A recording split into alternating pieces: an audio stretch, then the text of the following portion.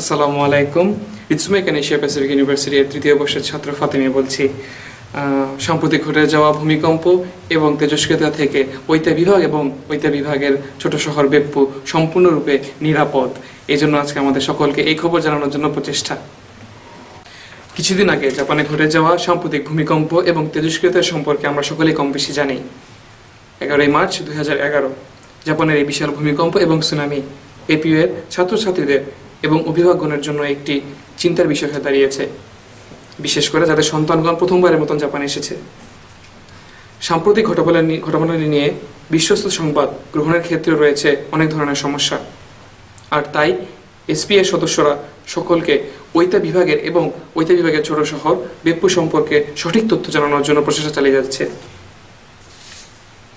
11 মার্চের ভূমিকম্প সম্পর্কে বিভিন্ন ধরনের তথ্য থাকলেও ঐতা বিভাগ এবং ঐতা বিভাগের ছোট শহর বেপ্পুতে কোনো ধরনের প্রভাব পড়েনি। এর জন্য ঐতা বিভাগ জাপানের আবহাওয়া বিভাগ এজেন্সির হোম পেজ, ইংলিশে হোম পেজ এবং বাংলাতে যাকে বলা হয় ওয়েবসাইটে গিয়ে আপনার এই বিষয়ে বিভিন্ন ধরনের তথ্য পাওয়া যাবে। ভূমিকম্প সম্পর্কিত সকল ধরনের তথ্য এবং কোন এলাকাতে কোন ধরনের ভূমিকম্প হচ্ছে সকল বিষয়ের তথ্য এই ওয়েবসাইটে দিয়ে দেওয়া আছে। কিছুদিন আগের খবর, গত 5 মে বৃহস্পতিবার, এই খবরে বলা হচ্ছে যে এই পর্যন্ত কোনো ধরনের ভূমিকম্প কিংবা তেজস্ক্রিয়তার কোনো ধরনের খবর পাওয়া যায়নি ঐতা বিভাগে।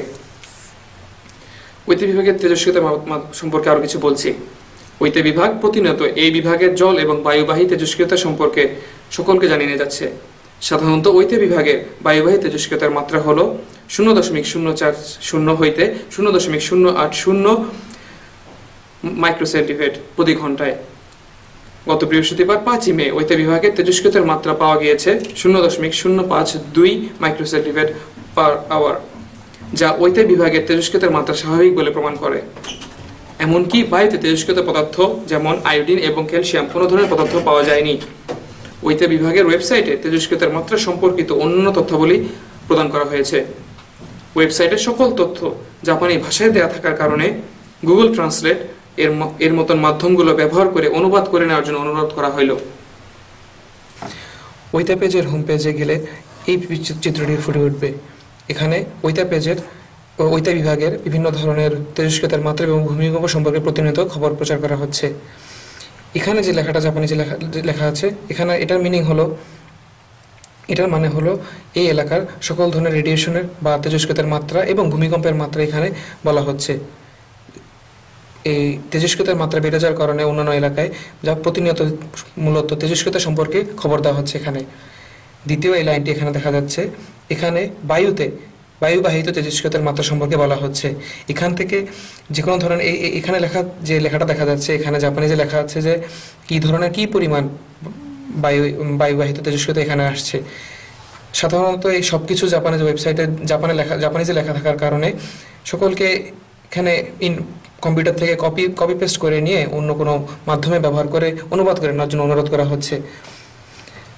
দ্বিতীয় এই লাইনটি এখানে লেখা হচ্ছে যে কি পরিমাণ কি ধরনের পদার্থ যেমন আয়োডিন, ক্যালসিয়াম এ ধরনের পদার্থ কি পরিমাণে পাওয়া যাচ্ছে প্রতিদিন এখানে আপডেট করা হচ্ছে। তারপরে এই যে জাপানিজ যে লেখাটা দেখা যাচ্ছে এখানে এবং এখানে সেম ধরনের এই লেখাটা, এখানে বলা হচ্ছে যে কোনো ধরনের সমস্যা পাওয়া যায়নি। এই পরিমাণ বায়ুতে এই ধরনের পদার্থগুলি থাকলে কোনো ধরনের সমস্যা নাই। সুতরাং এই দুটি লেখা যদি দেখা থাকে তাহলে আপনারা নিশ্চিন্ত থাকতে পারেন যে ঐতা বিভাগ বা বেপ্পু শহরে কোনো ধরনের সমস্যা দেখা যায়নি। ঐতা বিভাগের এই ওয়েব পেজে এখানকার পানিতে প্রতিবাহিত তেজস্ক্রিয়তার মাত্রা সম্পর্কে সংবাদ প্রদান করা হচ্ছে প্রতিনিয়ত। এখানে যে লেখাটা লেখা আছে, এখানে লেখা আছে প্রতিদিন তেজস্ক্রিয়তার মাত্রা পানিতে কি পরিমাণ পাওয়া যাচ্ছে। দ্বিতীয়ত, এই বিভাগের এই ওয়েব পেজে কোন দিন কোন সময় এই খবর আপলোড করা হচ্ছে তার সেই বিষয়েও খবর প্রদান করা হচ্ছে। এখানে লেখা থাকবে কোন মাসে এবং কোন দিনে তারা এই খবর আপলোড করেছে এই ওয়েব পেজে। তারপরে আসছে পানিতে আয়োডিনের পরিমাণ বেড়ে গেলে তেজস্ক্রিয়তার মাত্রা বেড়ে গেলে আয়োডিনের পরিমাণও বেড়ে যাবে। সুতরাং এই ব্যাপারেও কি পরিমাণ আয়োডিন পাওয়া যাচ্ছে পানিতে সেই সম্পর্কেও খবর দেওয়া হচ্ছে। নিচে যে এই কাঞ্জিটা লেখা দেখা যাচ্ছে সেখানে এটা জাপানিজ ক্যারেক্টার। এটা এর আগে আমরা আগেও দেখেছি বায়ুর সম্পর্কিত খবর দেওয়ার পেজে। এখানে এই কথাটার মিনিং হলো যে বায়ুতে জলে কোনো ধরনের খারাপ পদার্থ বা তেজস্ক্রিয়কর পদার্থ নেই। দ্বিতীয়ত আসছে ক্যালসিয়ামের পরিমাণ। এখানেও বলা হচ্ছে যে ক্যালসিয়ামের কী পরিমাণ জলে পাওয়া যাচ্ছে। তারপরে আবার সেই কাঞ্জিটি যেখানে বলা হচ্ছে যে কোনো ধরনের সমস্যা নেই। এই লেখাটার মিনিং হলো যে এখন বায়ুতে বা জলে কোনো ধরনের সমস্যা নেই। সুতরাং এই ওয়েব পেজ দেখে আবহাওয়ার সম্পর্কিত যে কোনো ধরনের তথ্য আমরা পেতে পারি। সাম্প্রতিক ঘটনা সম্পর্কিত এই খবর সকলকে বিভিন্ন প্রান্তের ছাত্রছাত্রী এবং অভিভাবকগণকে জানানোর জন্য এপিইউ-এর ছাত্রগণ ফাফা নামের একটি ওয়েবসাইটে আপলোড করা হয়েছে।